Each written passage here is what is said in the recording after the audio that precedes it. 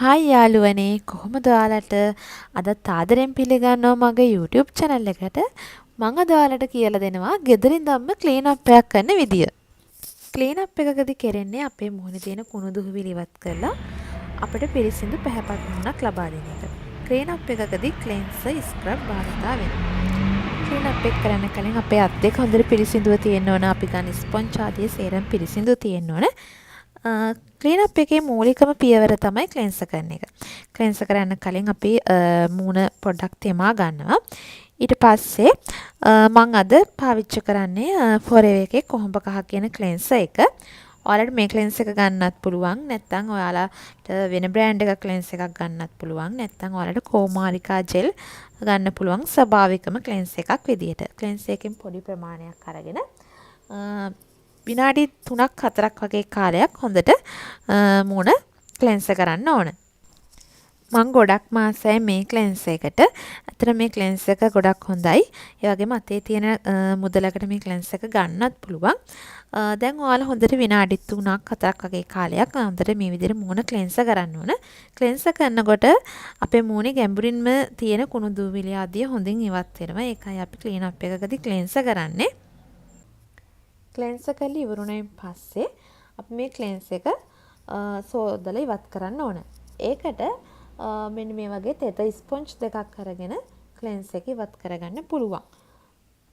මේ ස්පොන්ජ් දෙකත් ලොකු ගාණක් වෙන්නේ පොඩි ගාණක් වෙන්නේ. ඔයාලටත් මේ වගේ ස්පොන්ජ් දෙකක් අරගෙන තියාගත්තාම ගොඩක් ලේසි ක්ලීන් අප් එකක් කරන වෙලාවට. ඊළඟ පියවර තමයි ස්ක්‍රබ් කරන එක. මම ස්ක්‍රබ් කරන්නත් භාවිතා කරන්නේ Forever එකේ කොහොඹ කහ කියන ස්ක්‍රබ් එක. ස්ක්‍රබ් එකනොත් මේ වගේ පොඩි ප්‍රමාණයක් අරගෙන මූණ හොඳට ස්ක්‍රබ් කරන්න ඕන. ඒ වගේම නහය දෙපැත්ත, කට දෙපැත්ත වගේ ගොඩක් ටික වෙලා වැඩි වෙලාවක් ස්ක්‍රබ් කරගන්න ඕන. ස්ක්‍රබ් එකෙන් කරන්නේ අපේ මූණේ තියෙන මැරුණු හම ඉවත් කරන එක.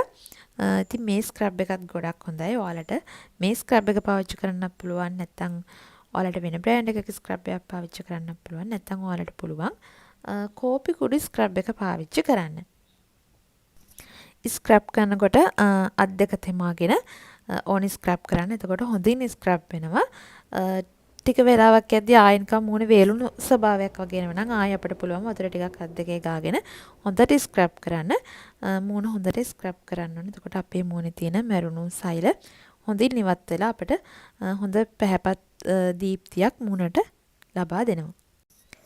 ඒ වගේ මට දෙයක් කියන්න අමතකුණා. දැන් තමයි මතක් වුණේ. මේ ඔයාලා ක්ලෙන්සර් කරනකොටයි ස්ක්‍රබ් කරනකොට මූණට කරන විදිහටම බෙල්ලටත් ඒ ටිකම කරන්න ඕන. මම මේ වීඩියෝ එකේ නම් ඒක පෙන්වන්නේ නැහැ. මූණට විතරයි. ඔයාලා ගෙදර ක්ලීන් අප් එක කරන වෙලාවට බෙල්ල ප්‍රදේශයටත් ක්ලෙන්සර් කරලා ස්ක්‍රබ් කරන්න ඕන. හොඳට ස්ක්‍රබ් එක කරන් පස්සේ ස්ක්‍රබ් එකත් අපි පිරිසිදු වතුරෙන් සෝදලා ඉවත් කරගන්න ඕන. ඒකටත් මං අර තෙත ස්පොන්ජ් දෙකම තමයි පාවිච්චි කරන්නේ. ඒකෙන් අපිට හොඳට ස්ක්‍රබ් එක ඉවත් කරගන්න පුළුවන්. විනාඩි 4ක් වගේ කාලයක් ඔයා හොඳට මූණ ස්ක්‍රබ් කරන්න ඕන. ස්ක්‍රබ් කරලා අපි ස්ක්‍රබ් එක ඉවත් කරන් පස්සේ අපි අනිවාර්යයෙන්ම මූණ ටෝන කරගන්න ඕන. ටෝන එක විදිහට මම භාවිතා කරේ හර්බ්ලයින් එකේ එන විනිවැල් අඩංගු ටෝන එකක්. ඔයාලට ටෝන එකක් නැත්නම් ඔයාලට පුළුවන් ගෙදරදිම අයිස් කැටයක් අරගෙන ඔයාලගේ මුණ තෙත මාතු කරගන්න. මෙන්න මේ විදිහට පුළුන් කෑල්ලකට ටෝන ටිකක් අරගෙන මුළු මූණෙම ගා ගන්න ඕන. ඊට පස්සේ තියෙන්නේ අපේ මූණ ස්ටීම් කරන්න. මං ගාව නම් මේ වගේ පොඩි ස්ටීමර් එකක් තියෙනවා. ඔයාලා ගාව මේ වගේ එකක් නැත්නම් ඔයාලට පුළුවන් අපි හෙම්බිරිස්සාව හැදුනහම අර හුමාලේ අල්ලන්නේ ඒ විදිහට මූණට හොඳට හුමාලේ අල්ලගන්න. විනාඩි 3ක් වගේ කාලයක් මූණ හොඳට ස්ටීම් කරගන්න ඕන. එතකොට අපිට පුළුවන් අපේ මූණේ තියෙන black heads, white heads ඉක්මනින්ම පහසුවෙන් ඉවත් කරගන්න. ඒ නිසා තමයි අපි ක්ලීන් අප් එකේදී මේ ස්ටීම් කරන්නේ.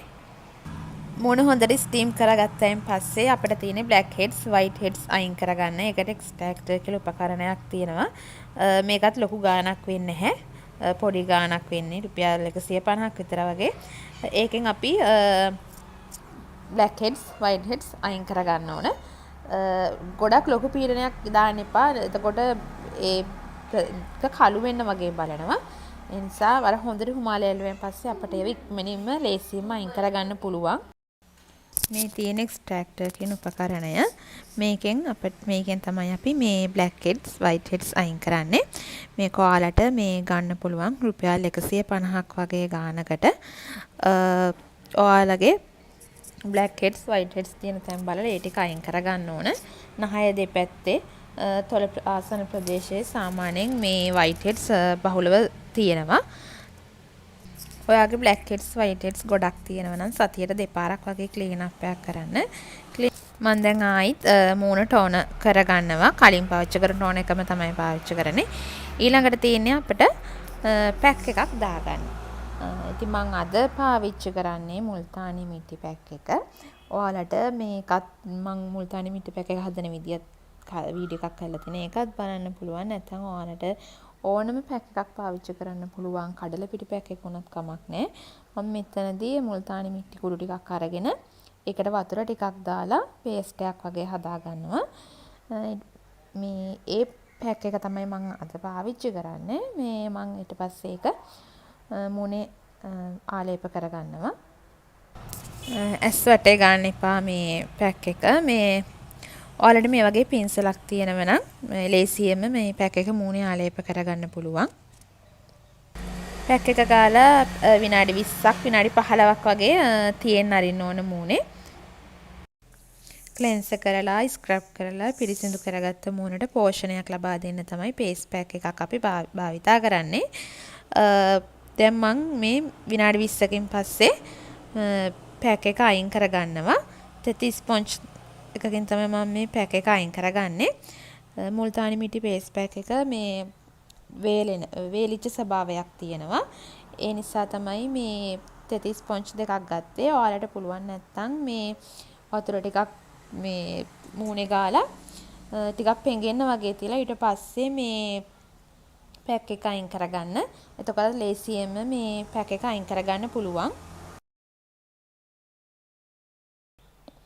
පැක් එක හොඳින් ඉවත් කරගත්තයින් පස්සේ මූණ ආයෙත් ටෝන කරගන්න ඕන.